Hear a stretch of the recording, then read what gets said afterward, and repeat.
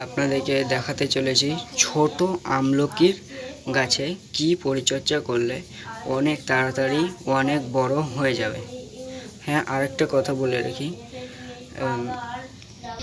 আগের ভিডিওতে দেখেছি কিভাবে আমলকির বীজ থাকা গাছ তৈরি করা হয়। আপনারা যারা দেখেননি তারা ভিডিওটি দেখে নেবেন।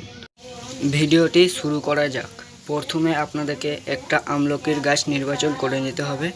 এই যে আমি এই আমলকির গাছটি নির্বাচন করে নিয়েছি, সবল সুস্থ আছে, অনেকটাই বড় হয়েছে।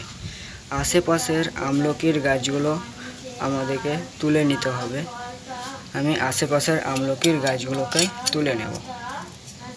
আমি আশেপাশের গাছগুলো তুলে নিয়ে একটি লাঠি বেঁধে দিয়েছি যাতে গাছটি উল্টে না পড়ে।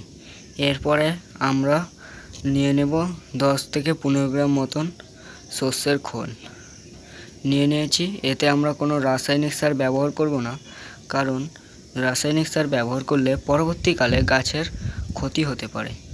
তাই আমরা প্রথমে গাছের আশেপাশেগুলো গোল করে খুঁড়ে নেব। আশেপাশে খুঁড়ে নিয়েছি। এবার আমরা এই খালটিতে সর্ষের খোলটা দিয়ে দেবো পাকে পাকে। সর্ষের খোল দেওয়া হয়ে গেল। এবার আমরা গাছের আশেপাশের মাটিগুলো দিয়ে দেব।